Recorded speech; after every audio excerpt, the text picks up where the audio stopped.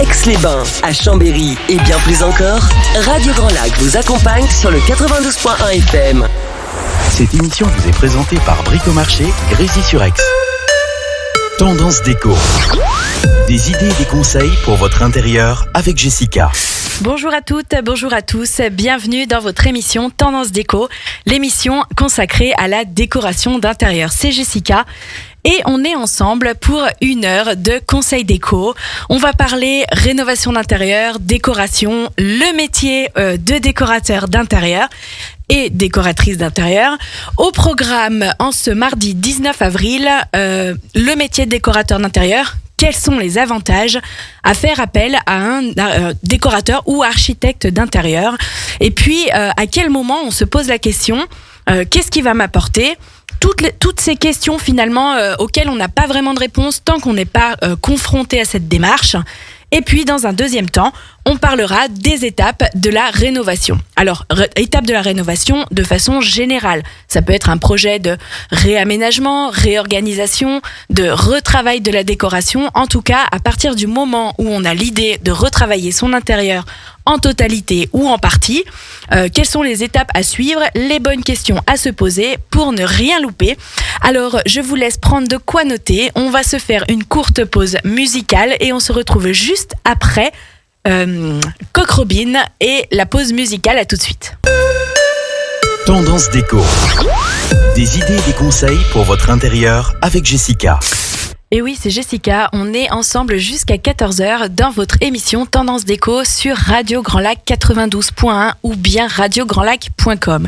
Alors dans la continuité de l'émission de Jean-Pierre qui nous a parlé lors de cette chronique de midi et demi, peinture, tableau et l'événement donc à ne pas manquer en cette fin de semaine, on va parler décoration d'intérieur et surtout décorateur et décoratrice d'intérieur. Alors c'est un métier qui a, comme on dit, le vent en poupe, qui est à la mode. Beaucoup de personnes se reconvertissent, ont envie de vivre et d'essayer de vivre de leur passion. Et c'est tant mieux puisque le métier de décorateur a de beaux jours devant lui. Alors à quel moment on doit se poser la question si on fait appel à un décorateur d'intérieur? Cette émission, j'ai eu envie de vous la présenter puisque au quotidien, on me pose la question, quels sont les avantages à faire appel à vous? Qu'est-ce que vous allez nous apporter? Alors, le métier d'un décorateur d'intérieur, avant tout, il faut le remettre dans le contexte. À partir du moment où vous avez un projet de retravail de votre salon, de votre appartement en totalité, de votre maison, ou alors évidemment de salle de bain, de cuisine, d'une chambre, quel que soit le projet et à partir du moment où il concerne votre intérieur, on peut faire appel et en tout cas demander à avoir un rendez-vous avec un professionnel.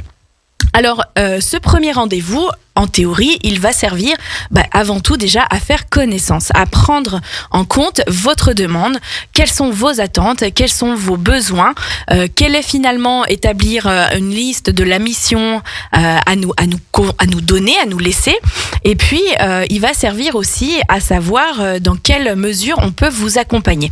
Alors, sur ce premier rendez-vous qui, alors je veux pas parler au nom de tout le monde, mais qui en théorie, en tout cas pour ma part, est sans engagement, vraiment on va faire connaissance.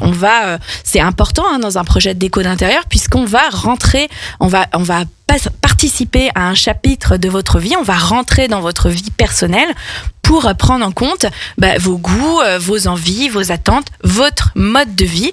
Et ensuite, si la relation aboutit à un projet commun, eh bien, à vous proposer quelque chose qui soit au plus proche de vos attentes, de vos envies.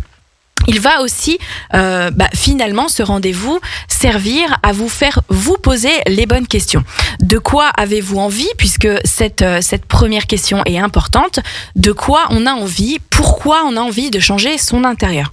Alors, la tendance aujourd'hui, de par ce marché immobilier qu'on connaît tous, beaucoup d'entre vous ont envie de rénover leur intérieur. Alors, il s'agit d'une maison qu'on a occupée pendant 10, 20 ou 30 ans, et puis qui est toujours en bon état, fonctionnel, mais qu'on a envie de remettre au goût du jour, puisque les tapisseries, par exemple, ne sont plus d'actualité, ou alors tout simplement, on ne peut plus les voir. Alors, comment on fait ? On va déjà faire finalement un état des lieux des pièces à travailler. Alors je dis des pièces à travailler quand il ne s'agit pas d'un projet total. Alors un projet total, c'est on refait tout, on remet tout à zéro et on recommence. Quand il s'agit par exemple d'un travail juste d'une seule pièce, alors je prends par exemple la cuisine, on va se poser la question, est-ce qu'on a envie de retrouver un agencement identique, c'est-à-dire celle en place est fonctionnelle, elle nous plaît, on a envie de garder ce mode de fonctionnement-là, alors avec une cuisine avec un îlot ou alors sans, une cuisine en L. Toutes ces questions sont importantes à poser puisque on pourrait se dire, on va garder ce qui nous va. Et puis, par contre, ce qui ne nous va plus, ce qu'on a envie de changer, on va le mettre de l'autre côté dans une deuxième colonne. Et puis, on va aussi s'inspirer. Alors, s'inspirer avec ce qu'on voit dans les magasins, mais aussi avec ce qui existe dans les émissions de radio notamment, ou bien des émissions télévisées. On va aussi s'inspirer des magazines, on va s'inspirer de Internet, puisqu'il y a énormément de choses à prendre, en tout cas sur le net, pour s'inspirer. Alors s'inspirer, ça veut dire regarder ce qui nous plaît, regarder aussi ce qui ne nous plaît pas, puisque c'est important aussi de donner, enfin en tout cas d'informer le professionnel qui travaillera pour vous de ce que vous ne voulez absolument pas chez vous. Et puis ce qui va aussi être important, c'est comment on améliore et surtout comment on va faire rentrer ce projet, si c'est par exemple uniquement la cuisine, comment on fait rentrer ce projet dans tout le contexte de votre appartement ou maison sans que ça dénote et que ça vienne on va dire se fondre dans le décor existant, si vous n'avez en tout cas pas l'intention de le changer.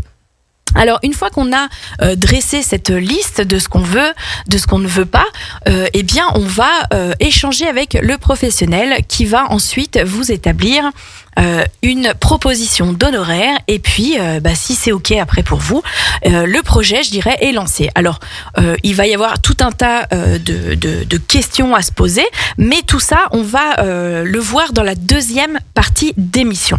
Pour en revenir au thème numéro 1 de cette émission, le décorateur va pouvoir prendre sous son aile finalement votre projet. Il va apprendre à vous connaître, il va prendre en compte tous les critères et les paramètres pour mener à bien votre projet et puis pour dresser la liste des avantages que tout cela va avoir, on va évidemment commencer par le premier avantage, c'est qu'il va vous faire gagner du temps.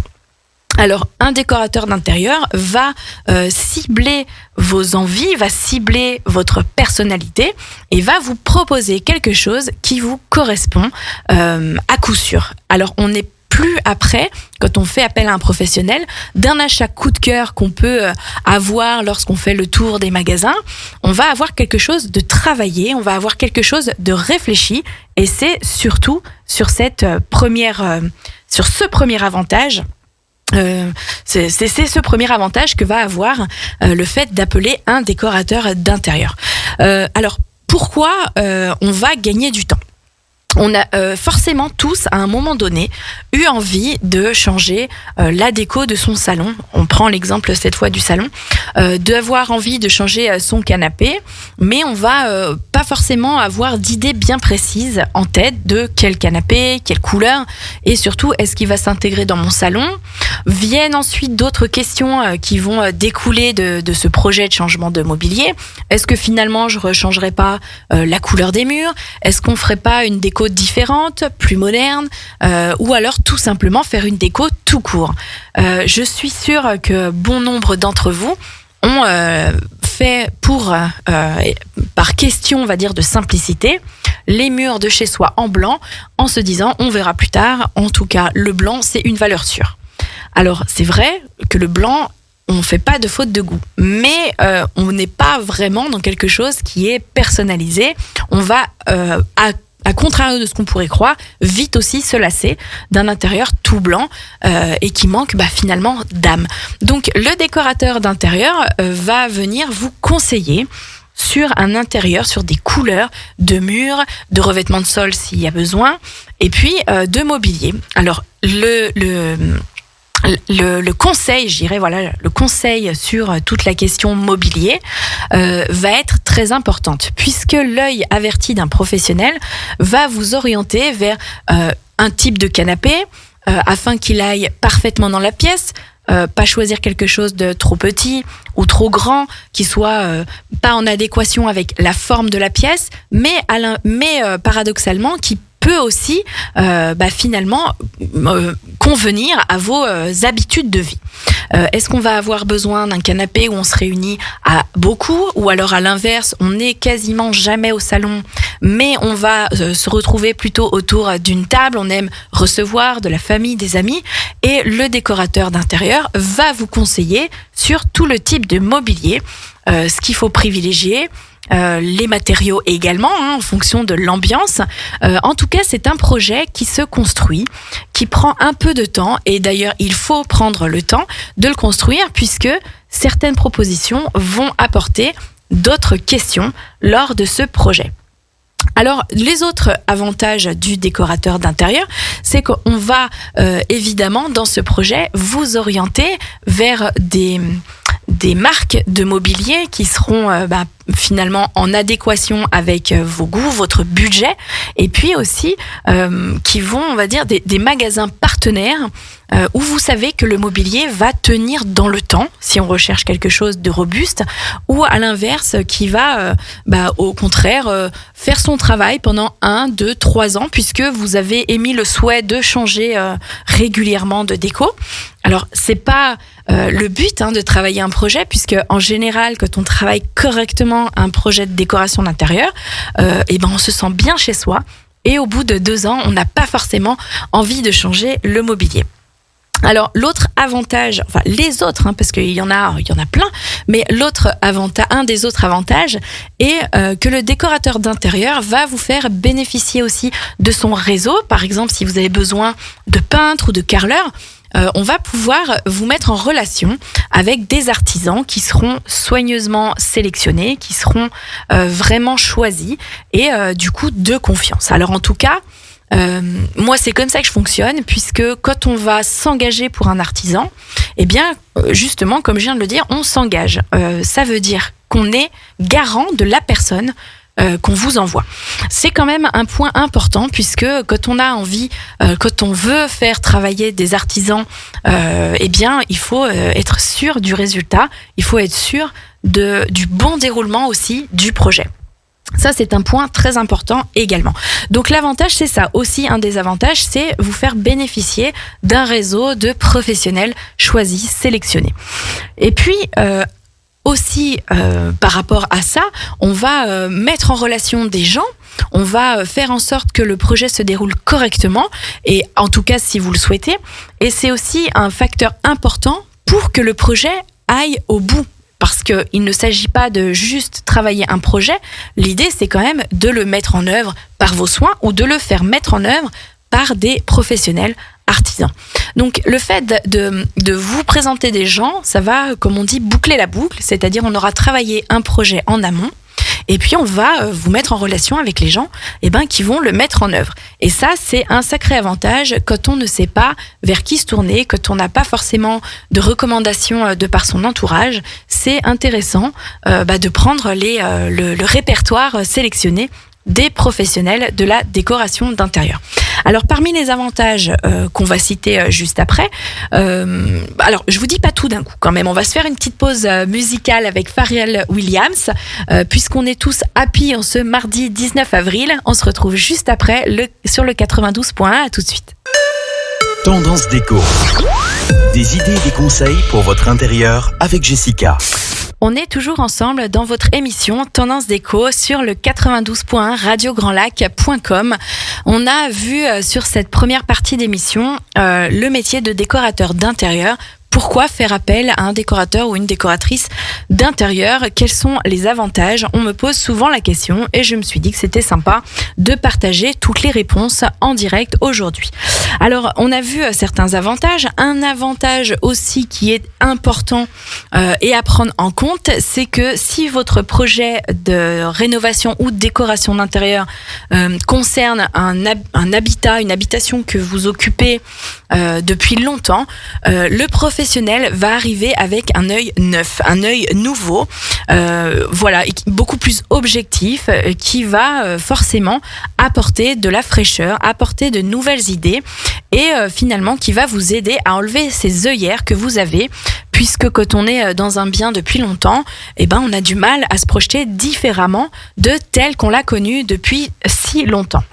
Alors cet œil neuf, il va être important puisque si vous avez envie de retravailler vos espaces, le décorateur d'intérieur va faire finalement appel à ses compétences de projection et on sait qu'il n'est pas facile pour tout le monde de se projeter et en tout cas le fait de se projeter avec une page blanche en se disant aujourd'hui les pièces sont comme ça, les besoins des personnes sont ceux-ci, comment on peut faire pour retravailler et réagencer l'intérieur. Alors, l'œil neuf va aussi permettre justement à vous aider à lever ces freins, lever ces barrières et en étant force de proposition, puisque c'est aussi, ça fait partie finalement du travail de décoratrice d'intérieur, être force de proposition en vous aidant à vous projeter, en bousculant un petit peu les codes et en enlevant tout ça, toutes ces œillères, comme je disais, vraiment qui vous empêchent d'être objectif. Alors l'œil neuf est important. Le décorateur d'intérieur, on est obligé aussi de se tenir à la page de ce qui existe en termes de nouveautés, une connaissance des matériaux, une connaissance des matières, une connaissance de tout un tas de choses et de tout ce qui sert à créer un projet de décorateur d'intérieur, de décoration d'intérieur. On a cette veille permanente où on doit se tenir à la page des nouveautés, des tendances finalement, de tout ce qui fera qu'on apportera des choses nouvelles et que ce métier est tout sauf récurrent. Alors cette connaissance des matériaux est utile aussi et elle vous apportera les clés pour détourner certaines contraintes et certains freins qui vous empêchent d'avancer. Alors je donne l'exemple d'un revêtement de sol. Si vous avez certaines contraintes, certains matériaux nouveaux ou qui existent et dont vous n'avez pas connaissance, peuvent vous aider à contourner ces contraintes et proposer autre chose que ce que vous connaissez finalement déjà. Cette connaissance des matériaux va permettre d'adapter un projet et de contourner tout ça pour le transformer en avantage ou en tout cas de masquer les contraintes techniques en avantage déco et vous empêcher qui vous empêche encore une fois d'avancer et de vous projeter. Justement, en parlant de projection, le travail de décorateur d'intérieur vous propose finalement de vous créer des planches d'ambiance. Alors on verra, on va détailler ça juste après dans un déroulement de projet, mais en tout cas grâce aux projections visuelles 3D qu'il pourra vous proposer, eh bien vous aurez évidemment plus de facilité à voir votre intérieur, votre maison, votre appartement sous un œil neuf. Cet avantage-là est important. Et puis il y a un autre avantage aussi, c'est que le décorateur va s'adapter à votre budget pour votre projet, mais aussi pour ses honoraires, puisque le décorateur d'intérieur, comme je vous le disais, n'est pas obligé de travailler sur tout un appartement complet ou toute une maison. Sa prestation va s'adapter aussi à vos besoins. Ça peut être un accompagnement global, mais ça peut être aussi simplement des conseils de décoration où on va se voir, on va prendre une demi-journée, une journée à votre convenance pour essayer de vous mettre sur les rails finalement, de vous guider, de vous mettre finalement en face des choses à éviter, des faux pas à faire, des erreurs déco, des erreurs de goût. Voilà, tout ça, ça peut aussi finalement être envisagé. C'est un métier qui est très répandu de plus en plus, mais pas forcément très connu, puisque on n'appelle pas évidemment un professionnel de la déco tous les jours. Votre besoin est au cœur en tout cas du projet décoration. Alors, outre le fait de vous faire gagner du temps, de vous mettre sur la bonne voie pour éviter les fautes de goût, pour vous faire partager aussi nos connaissances en termes de matériaux, de revêtements de sol, de papier peint, de marques, de style, de couleurs.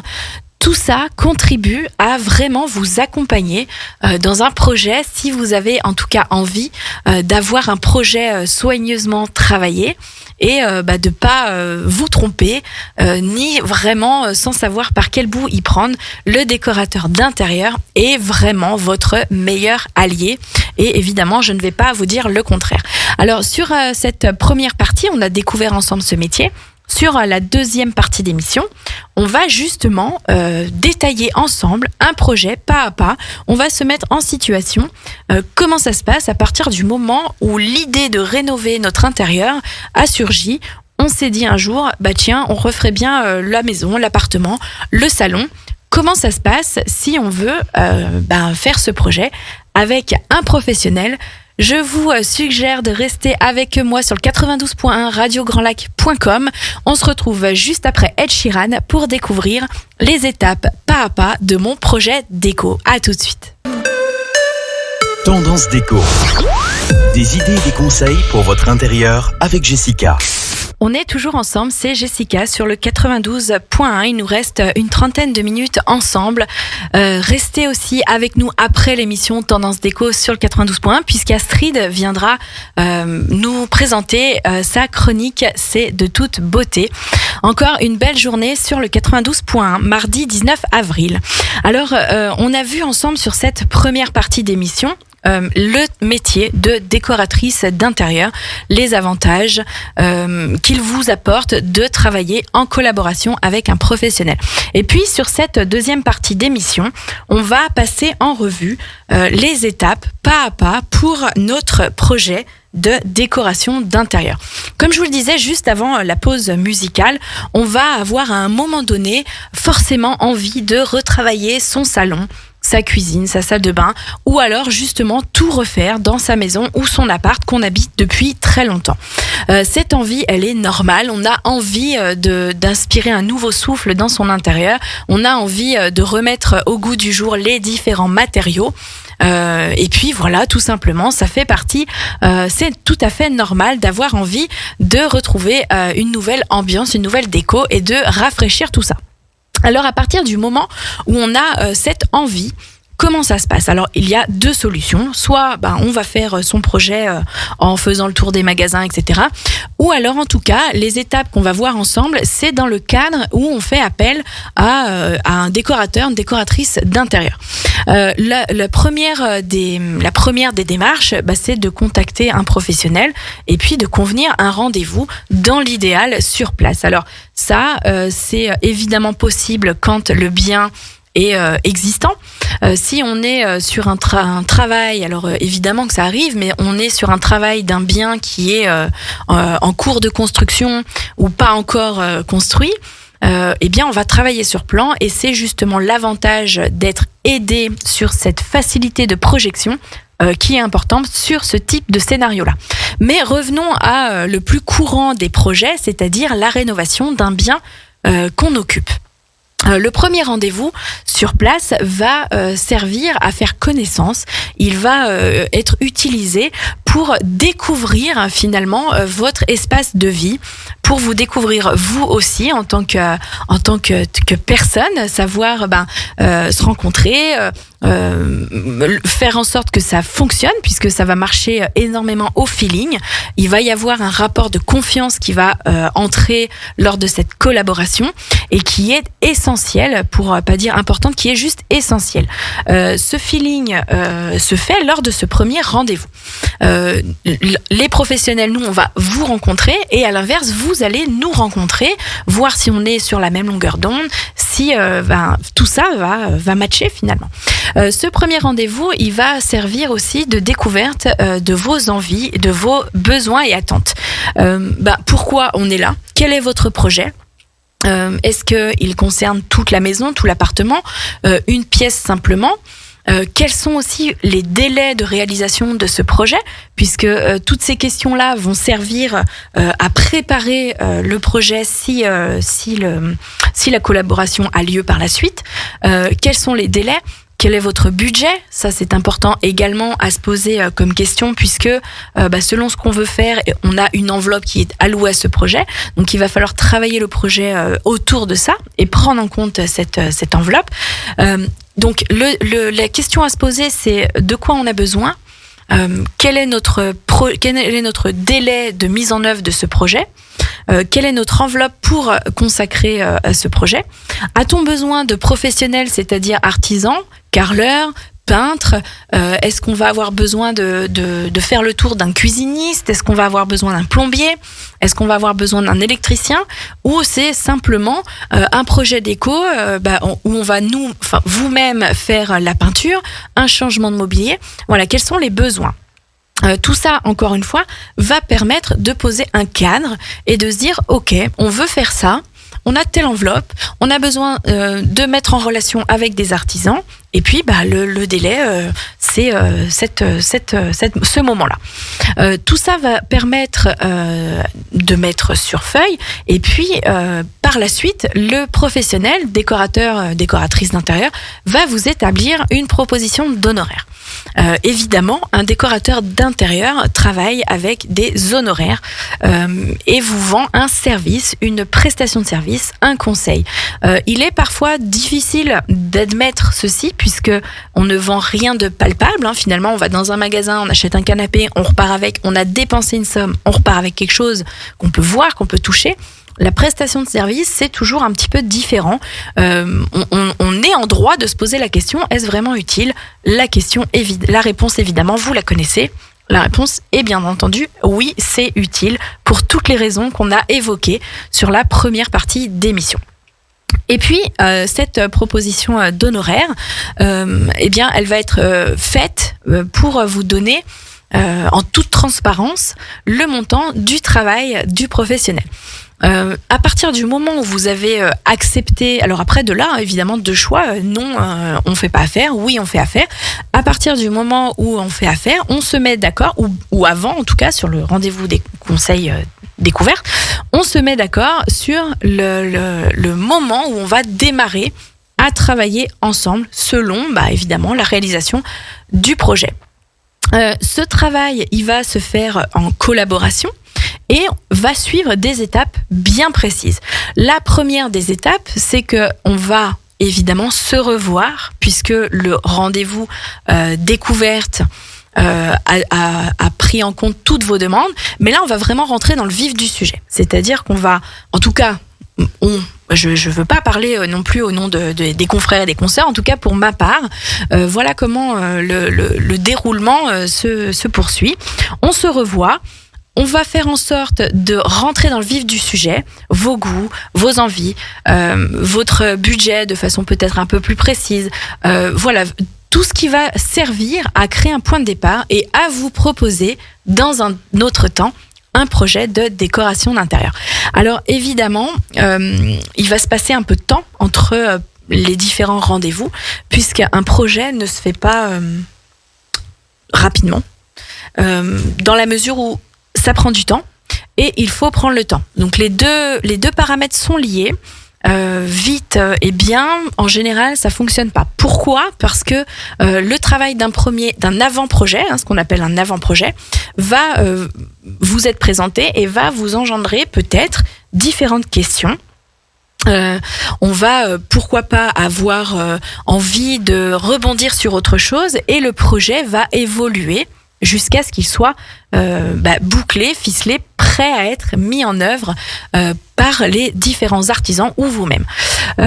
Alors, sur cette partie-là avant-projet, on va bien entendu se revoir, présenter le projet, expliquer pourquoi on propose ceci plutôt que cela, être force de proposition et le but, évidemment, l'idée, et de vous proposer quelque chose, en tout cas qui vous correspond, mais surtout quelque chose auquel vous n'auriez pas forcément pensé. Parce que sinon, on ne va pas dire que ça sert à rien, mais être force de proposition, c'est justement le point fort du professionnel qui a l'œil neuf sur votre projet.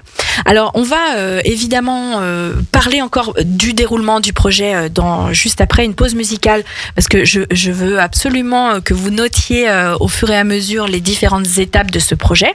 On va se faire une petite pause avec Elton John et Dua Lipa.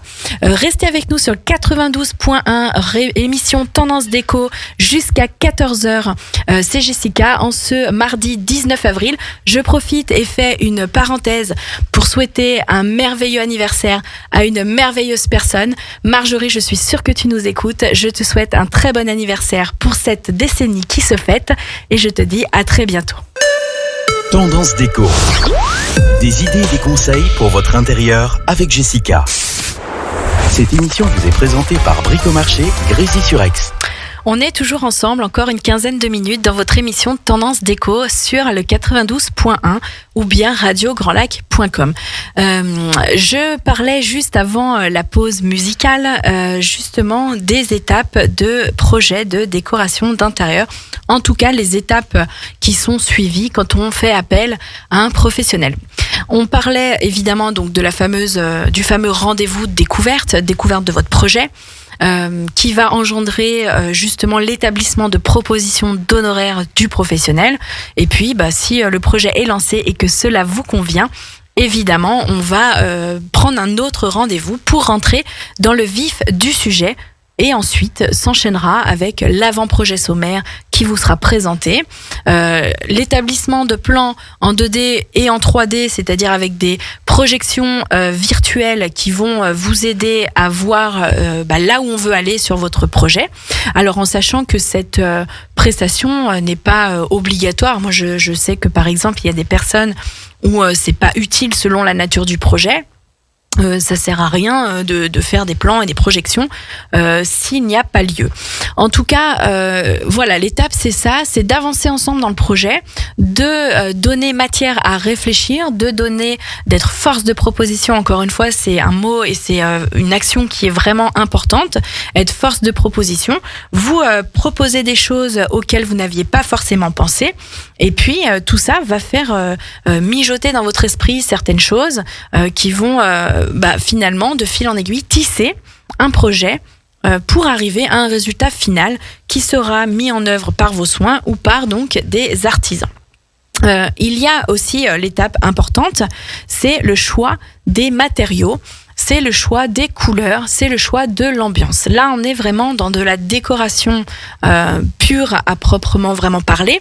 Au-delà des différents postes à travailler, il va y avoir aussi le choix des matériaux.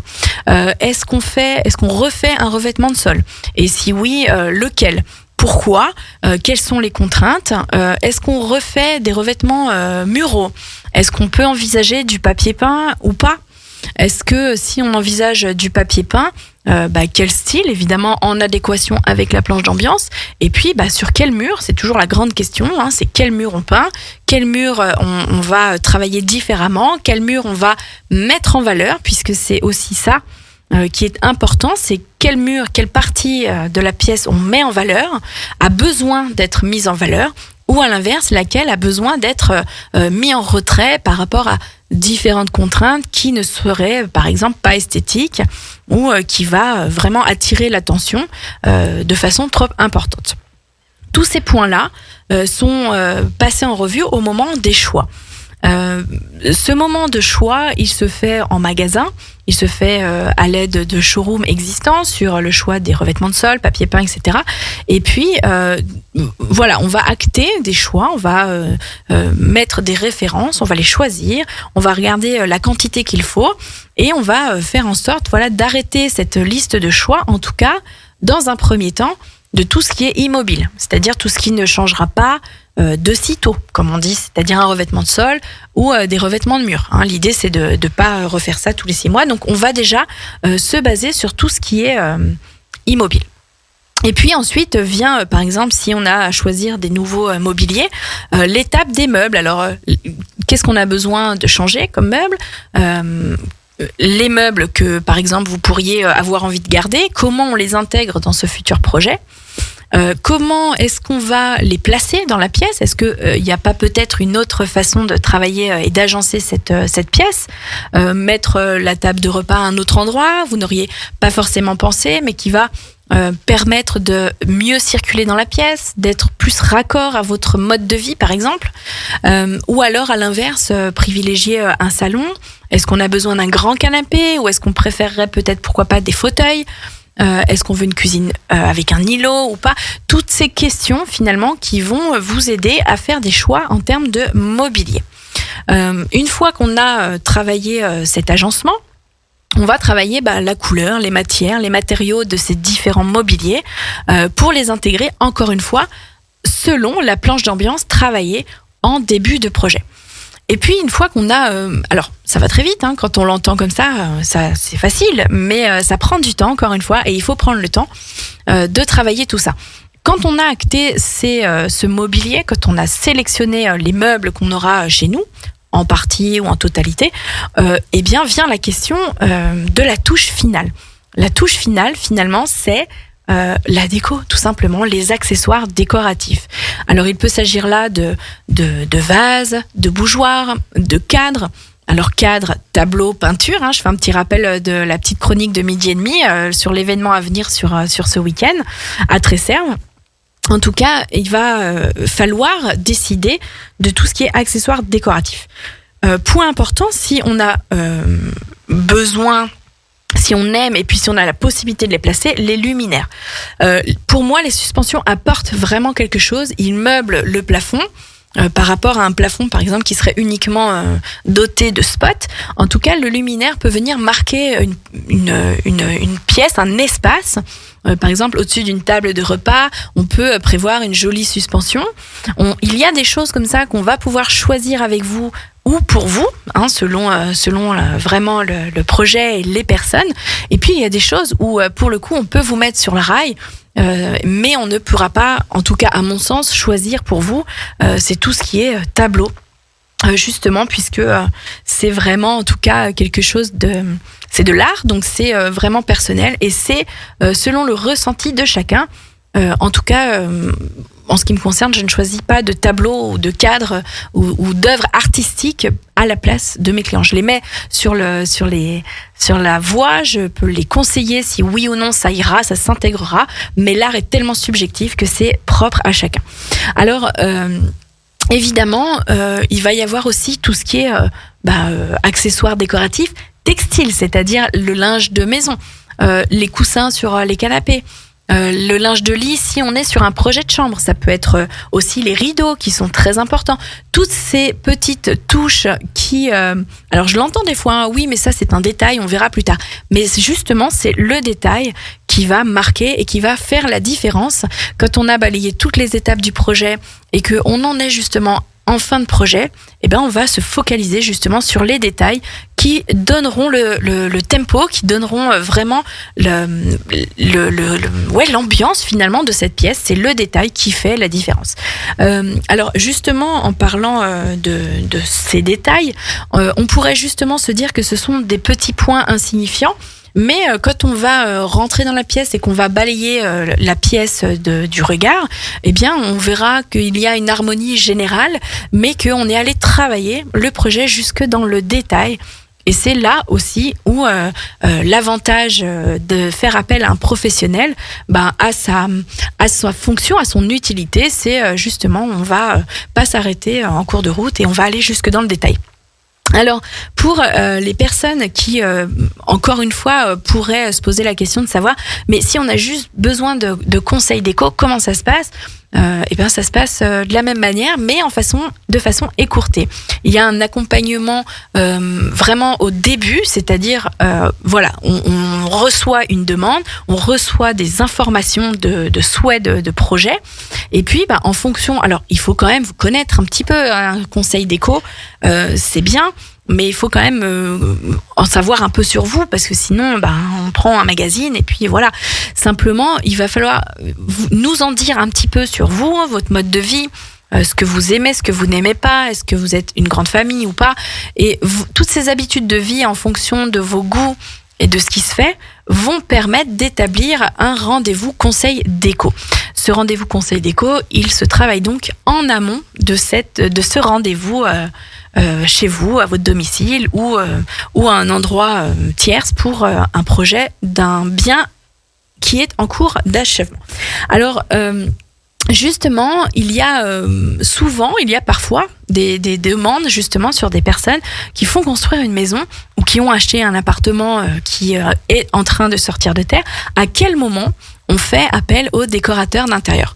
Il n'y a pas de bon moment. À partir du moment où on est prêt à être accompagné, on peut déjà prendre un premier contact en se disant on va déjà savoir comment ça se passe, comment on va, qu'est-ce que ça va, encore une fois, comment on va travailler ensemble.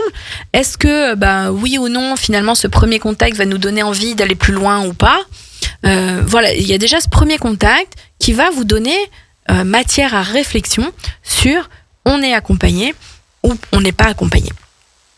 Évidemment, l'accompagnement, il doit encore une fois se faire avec un rapport de confiance.